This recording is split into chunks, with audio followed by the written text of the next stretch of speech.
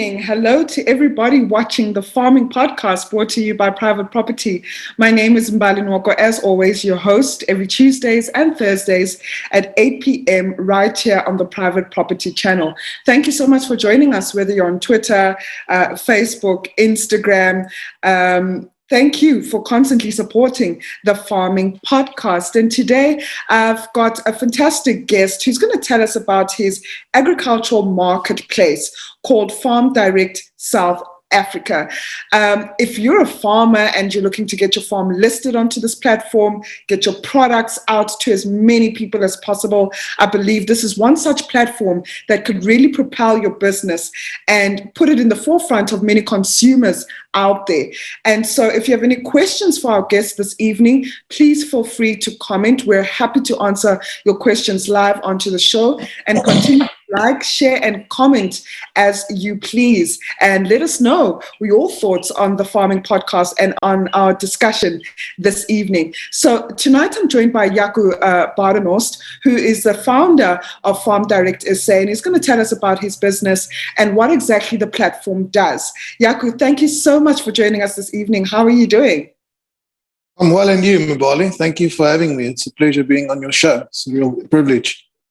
Thank you. Jaco, I follow FarmDirect SA on Instagram, and I've just been curious about what the platform is about. But before we dive deeper into it, just tell us who you are and how you came about starting FarmDirect SA. Mbali, I'm a boy from the Southern Cape. I grew up on our family farm, Jubilee Kraal, down 25 k's from Swellendam. And I've always had a very big love for solving problems, but also for agriculture and tourism and things like that. So I'm very involved in tourism and other projects. So I own a resort on our family farm called Kambati River Resort. And then we also do Una Group, which is a group of tourism properties and restaurants and stuff in the area.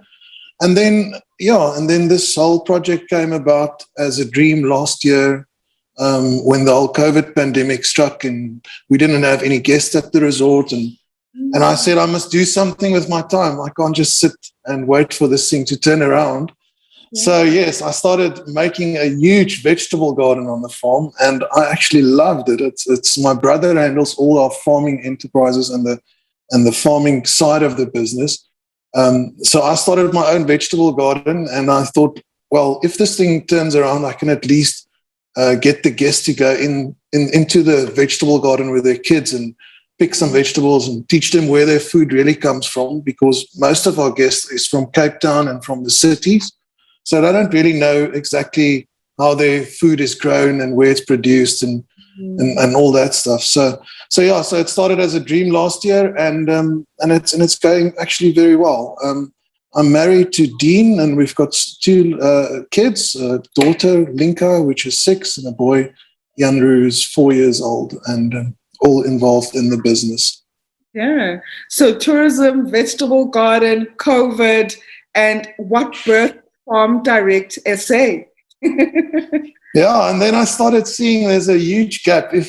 Not a gap, but I think there wasn't really a platform for farmers to connect directly with consumers. There's a lot of groups and there's a lot of marketplaces on platforms that I can't mention now, but there's nothing specific that's really aimed at the farmer and there for the right reasons. So then I started this whole idea. I came in contact with someone at Landbou Weekblad who saw the idea on my Facebook page, and he put me in touch with my partner today, Mr. Helmut Drews, who is involved at Agrista, which is a tech company based in Germany. He stays in Cape Town, but his company is based in Germany, and they specialize in things like this. And he loved the idea.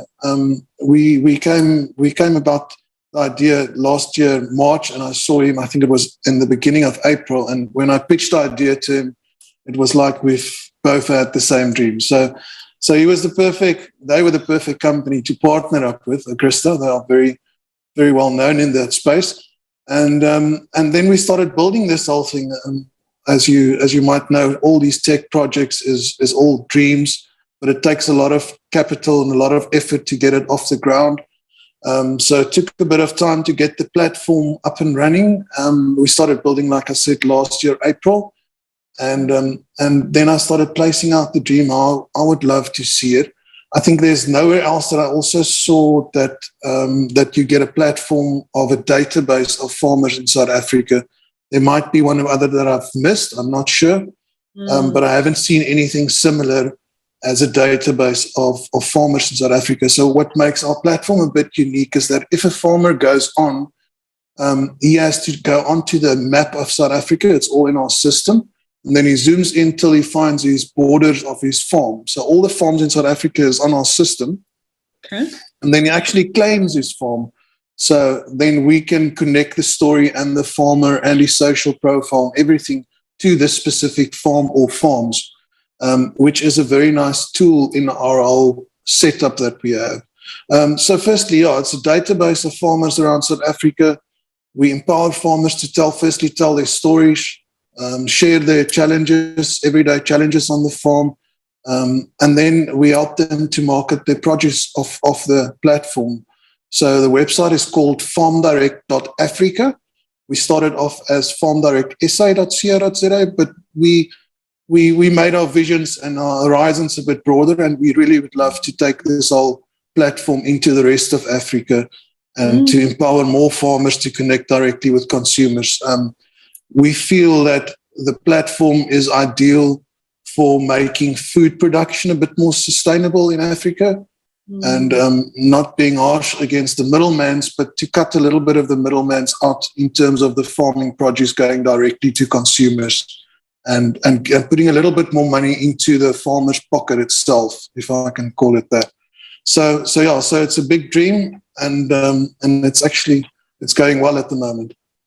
Right. So if I understand correctly, Jaco, you mentioned that farmers can go onto the platform and list their farm, tell a bit about their story and their products. And, the platform, if I understand correctly, is supposed to be the number one platform, or the top of mind platform, rather, for consumers to buy directly from farmers. Is that correct? You're 100% correct. So firstly, a farmer will go onto our website, FarmDirect.Africa. He will register himself, put a little bit of his story on, claim his farm, all of that. We contact the farmers then, and we just color in, if I can call it that, their profiles and make it look nice. And then next step is to load a delivery profile. So we get a lot of farmers that already tells us, okay, he farms in Graafrenet or in Ladysmith or wherever, and he already delivers to Cape Town once a month, or he delivers down to George every 2 weeks or whatever. So we load a delivery profile for each farmer so that when a consumer in that area that the farmer chose goes onto the system, they will get an option for free delivery by farmer. So that's another tech issue that we had, not an issue, but a tech challenge that we had to develop in the system to make it work.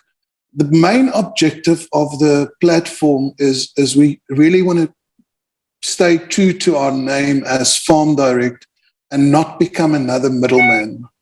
So we had to really go back every day or 5 and go back to the drawing board and see if we've become a middleman. And the way we're doing that at the moment is we've decided we're not putting any commission onto produce sales. We only charge the farmer a small fee to be on the platform per month, and he can load as many products as he wants to. He can use it as his own little online shop, and we will help him to market his produce directly to the consumer. So we don't want to be a middleman. We don't want to become too involved in the logistics, although we are looking at rolling out a premium option at the end of the year.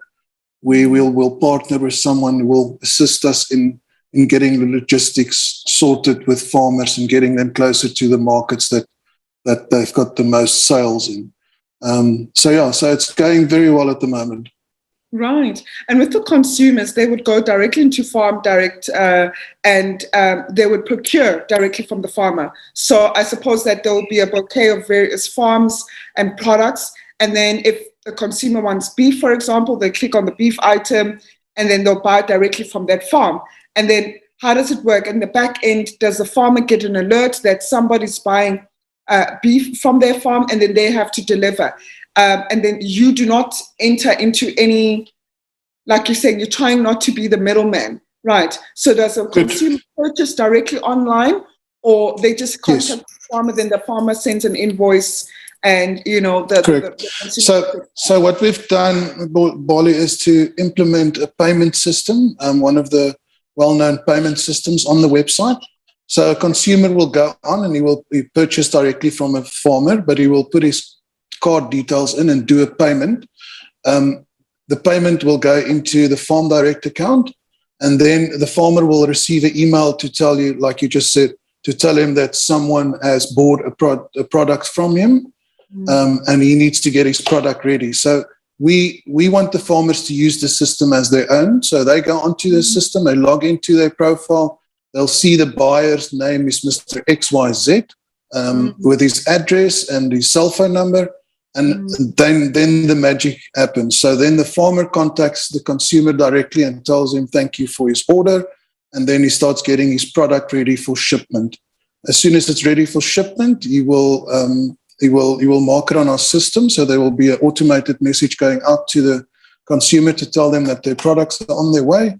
And as soon as the consumer takes delivery of the products, we pay the farmer. So, so the farmer invoices us and we pay the farmer directly. We don't take any commission on the sale, but it's just so that we can use one payment system in the middle on the platform.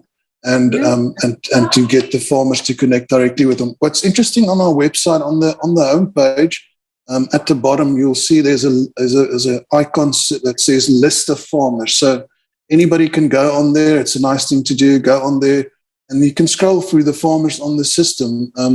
We've got farmers across South Africa. We've got, I think tonight I've just looked. I think we've got 192 farmers on the system. One or two of the profiles is not active because they don't have all their stuff on at the moment, but 192 farmers across South Africa, and I think we're in the region of about 450 products at the moment. So any product that comes from a farm, as long as it's from a farm, can be put on the platform. Yeah, and that was going to. And then so it's. Apologies, you can continue, Jaco. No. Oh, okay. No, so it's a year since we started trading, and we've just gone over the benchmark of 1,000 shopping carts. So it's been a very interesting year and a very nice year to be involved in online marketplaces, especially in the agricultural trade. Yeah, because that was going to be my follow-up question to say, having reached almost a year now, how has the platform grown? How has the platform grown from having farmers listed, products traded? Maybe are there any insights rather to also pick up to say what type of commodities are people shopping for and buying, especially during this time? Is it beef? Is it vegetables? What are the consumers mostly buying at this stage? Bali, what happened the past year, we started listing and we had to really dig deep to get farmers to register and to trust the platform in the beginning. And then farmers started listing individual products, and we still want them to do that. But what we've seen the past 2 to 3 months is that farm boxes are doing very well. So you will get, for example, a farmer down in the Karoo called True Karoo, and they farm with meat. And what they've done is they put together a braai box. So a box from their True Karoo farm called a braai box. And in this box, you will get different cuts of meat from their farm. That's done very well. We've got a Wagyu farmer on there called Zune Wagyu, which is very popular in South Africa at the moment. And he's also got a Wagyu starter box. So also very nice. But at the end of the day, what we've seen is that boxes are doing well. So it's a bit of that little bit of a food adventure if you're staying in a metro, in a city area, and you order directly from a farmer, and he delivers this very nicely packaged box to your door with all the goodies from his farm. So that's done really well. And the nice thing about a box, it takes a little bit of the delivery cost away, because normally we try to get the farmers to pack their boxes in the 500 to 1,000 rand range, so that it's not too expensive. It's still affordable. It's definitely cheaper to buy online and directly from farmers, but we also keep it as a free market system. So we try to educate the farmers on what they should charge for their produce, but we don't limit them. I don't want to tell a farmer he should charge XYZ for his tomatoes or for his meat. So it's still a free market system, and the ones that's priced correctly will do very nice sales. Yeah. So for any farmers that are watching this podcast this evening and are thinking, they heard you say the farmers enlist their products and their farms onto your website or the platform, and there's a small fee that's charged there specifically for marketing. How does the marketing element work? I mean, I've seen that on Instagram, you've recently reached like 7,000 followers. That is amazing. So how do you pick and choose which farm or farmers' products to market or to post? It's not always easy. You are right. It's not always easy. We try to keep a balance in the farmer, and we try to keep a balance in the produce that we market. We know which ones does very nice sales because of their products that's nicely packaged, first of all. And we try to not just educate, but we try to give them branding tips in terms of how to build their farming brand and to become one of the top sellers on the platform. But it's not easy to choose the farmers. The platform is growing daily, so we're getting farmers onto the system daily. And something which is very interesting and very nice is that not a lot of farmers have got their own brand and branding and logo, and they haven't really given too much thought about the selling side on farm produce. They know how to farm, for sure. They know how to buy, and they know how to produce very well. But sometimes they take the first best option in terms of selling. And that's been the interesting part in building this platform. Our farmers have come back to the platform for the third time to change their story on their profile. So they've started thinking about all of this, and they started thinking about what's their story, and why do they do what they do, and why do they love what they do. And that's really what's catching the consumers. The consumers love reading about the farmers and who they are and where they farm, and seeing how they've really thought about the production of their produce in the agri landscape, so which is a very nice thing. Yeah, and I see earlier on you mentioned that you've changed the platform from .co to .za, from .co.za to .africa. Are there any correct farmers across or outside South African borders that have enlisted their products on the platform? And is there any cross-selling, from country to country? Bali, not yet, but we've had quite a few farmers from Africa contact us: Tanzania, Ghana, Namibia, Zimbabwe. Farmers that want to get involved and they want to do similar things. At the moment, we're still trying to get our feet in terms of the rest of Africa, in terms of currencies and all that stuff. But I don't think there's any reason that should stop us from not going into the rest of Africa. And our name is all about that. And I think there's a huge market in Africa for connecting consumers directly to farmers, even a bigger market maybe in Africa than in South Africa, which is a more developed country in some senses. So yes, our dream is to really go into Africa and to roll it out and to see what we can do with it. But there's a lot of interest from the rest of Africa in terms of this platform and the way it's been done. Yeah. This is amazing. Like, I'm constantly smiling. Thank you. Like, wow. Thank you. Yeah, it's just such a new platform that is close to 200 farmers enlisted, on the platform. And I think as farmers, we always need various or alternative ways of selling our produce. Then traditional markets of selling produce, whether that's retail, to the fresh produce markets, to processors, and so forth. And so I think this is such a fantastic initiative. Did you think it would grow this fast, this quick? No, definitely not. No, definitely not. But we've also realized that the sky is the limit, and there's so many farmers in South Africa. And how should anybody know what stock you have on your farm? Yes. I don't think there's any other platform that you list your stock on, and public can go on there and see that you've got 100 tons of barley, or you've got 200 chickens, or you've got 2 tons of butternuts. So I think that was the one thing that also triggered our minds. But the sky is the limit, and we really want to. There's quite a few nice dreams that we're also working on in terms of buying better for farmers.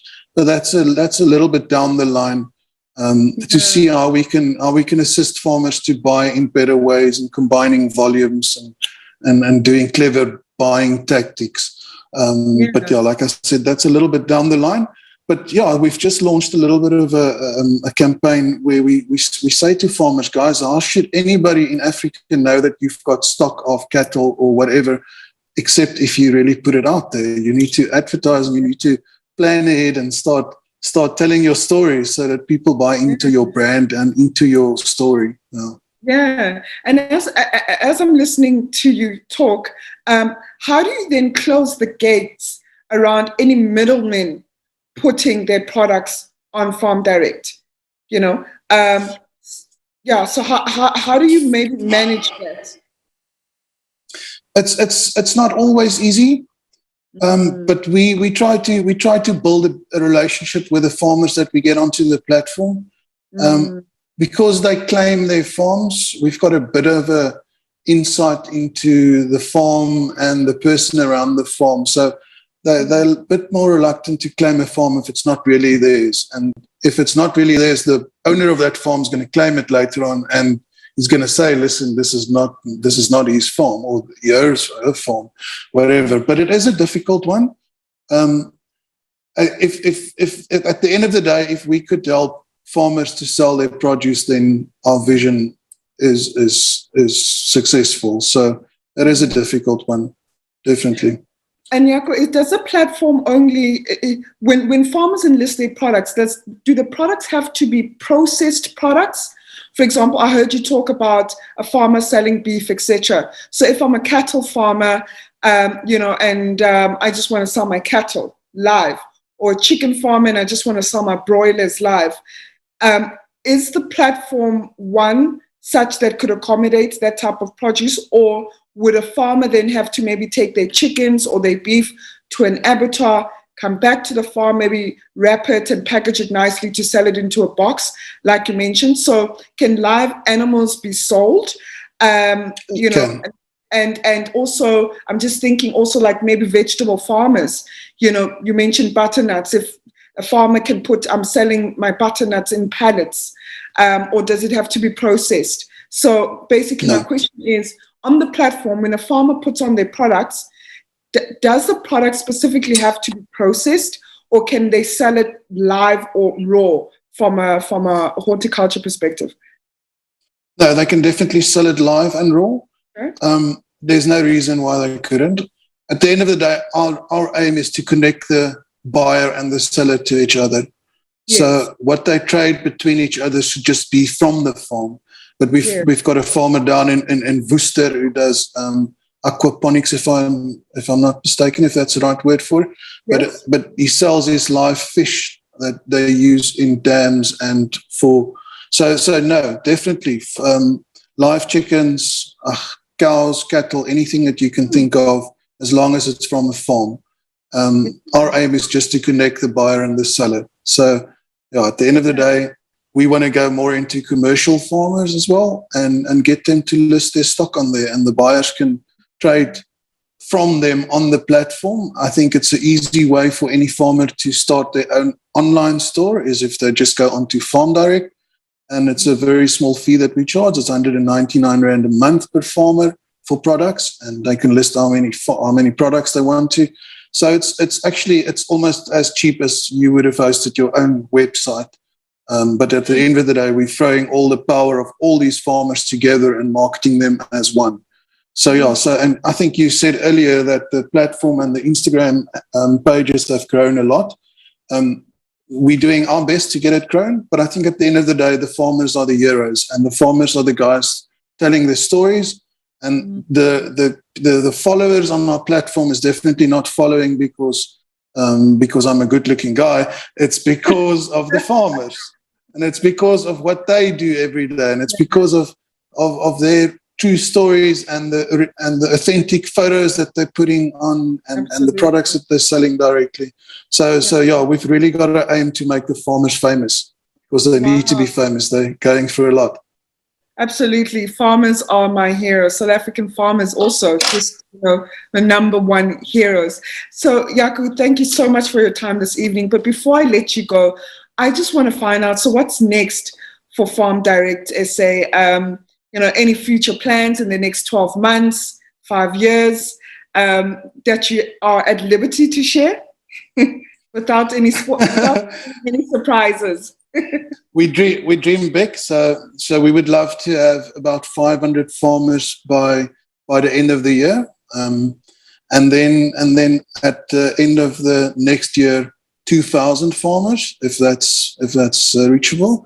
So we would really want to grow the farming numbers and the farmer numbers, because the more farmers we get onto the platform, the stronger the platform will become, and the more sales each farmer will do. Because you get farmer X down in George, but he only delivers down to Port Elizabeth, Kubega, maybe. So we need to get farmers in each little district around South Africa, and we need to get them to start building their farming brands and to get their products out there, and to really build their farming brands individually, but also together on the platform.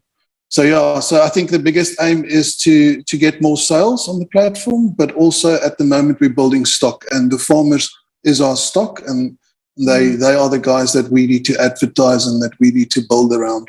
The platform was built for farmers, so that's the midterm.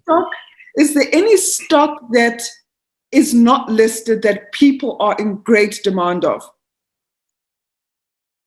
That is an interesting question. What we had is, when all the KZN riots and stuff happened about 2 months ago, we had a lot of people go onto the platform and they wanted to buy directly from farmers in KZN, which was a difficult one. And I wish we had more farmers in that area listed at that time, because they would have done really, really well, because of all the food shortages and stuff. To answer your question, at the moment, I think the biggest seller on the platform is definitely meat, sheep from the Karoo, quality meat, that the consumer can know that it's farmed properly and in the right ways. I think the biggest seller on the platform at the moment is meat.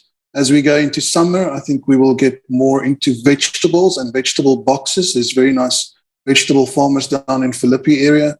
We'll see. We'll let the consumer and the farmer lead the platform. Absolutely. Thank you so much for your time this evening, Jaco. This is a phenomenal business that you've started. And like we were talking offline, let's get Green Terrace on and let's see how it goes. I'm a pepper farmer in Johannesburg. And every time people ask me, what do you do? And I say, I'm a farmer. They're like, wow, we never meet farmers in the city. So, I'm sure it'll be a nice element to throw in there to say, hey, FarmDirect SA also have farms in the city that you could buy and prepare directly from. But thank you so much for your time, and all the best with FarmDirect. Thank you, Mbali. I really appreciate it. It was nice chatting to you. And let's get that peppers listed on FarmDirect.Africa. We would love to have you. And let's see if we can bring you some sales. Absolutely. That was Jaco Badenhorst, the CEO and founder of FarmDirect South Africa, which is an agricultural marketplace for farmers to enlist their produce or products on the platform to sell directly to consumers. And as you heard, they try not to act as a middleman. Every day or 5 days or so, they keep, vetting their business model to say, are we a middleman? Yes or no? Because that's not the intention. The intention is really to market products and services of farmers to sell directly to consumers that they would not ordinarily have access to. And I guess for consumers as well, this is an opportunity for you to get to know your farmer, where they are, what they're farming, and support them and buy their produce because it's coming directly from the farm. And I think this helps in terms of traceability and knowing where your food comes from at the end of the day. That is FarmDirect SA. Please go visit their website. And yes, if you're a farmer, enlist your product in there, follow them on Facebook, on Instagram, and also reach out to Jaco if you need any additional help. But that was it from us tonight. Thank you so much for watching, and I wish you a fantastic Heritage Month, Heritage Day tomorrow. Have a fantastic weekend, and I will see you next week, Tuesday at 8 p.m. That's it for me. Take care. Bye-bye.